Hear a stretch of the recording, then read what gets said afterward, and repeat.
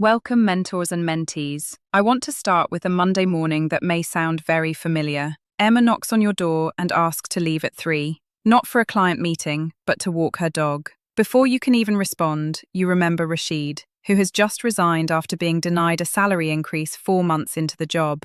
In your marketing meeting, Amina is glued to her phone, and by the end of the day, your sales director is complaining about Charlie, who refuses to make cold calls because, he says, they give him anxiety. If you have lived this Monday, or any version of it, you are not alone. Across boardrooms and team meetings, leaders are quietly asking the same question. Why is this new generation so different? The leadership skills that have worked for an entire career suddenly feel like they are failing, and the data is uncomfortable.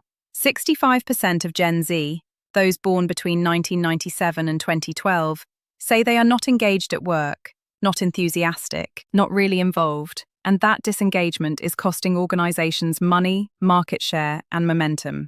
This room invites you to make a choice. You can continue to fight Gen Z's differences, or you can embrace their strengths. Isabel Verstraet's argument is direct. The leaders of yesterday are not the leaders the world needs tomorrow. The good news is that the shift is learnable, and it can even be fun. We will work our way through 4 power principles. Unlocked, almost like levels in a game, built around the acronym CARE. We will begin with empathy because Gen Z grew up with it. They were raised by attentive parents in schools that accommodated their differences, in a world that took mental health seriously.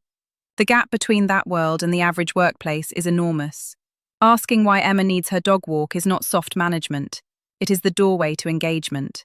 Empathy is not Gen Z's superpower alone. It is a leadership superpower. From there, we will look at the rest of the CARE model, the principles that, taken together, allow you to gain and retain a generation that values purpose, mental balance, and meaningful results over hours at a desk. We will challenge a few myths along the way, including the famous 8-second attention span, and we will look at what genuinely motivates Gen Z to bring their full energy to work. To the mentors in this room, your most experienced instincts are still valuable, but they will need to be paired with curiosity. To the mentees, especially those of you who are this generation, your voice in this conversation is essential. The chat is open. Tell us about your Emma, your Rashid, your Amina, your Charlie. And then let's stop the frustration and start unlocking what this generation can really do. Let's play.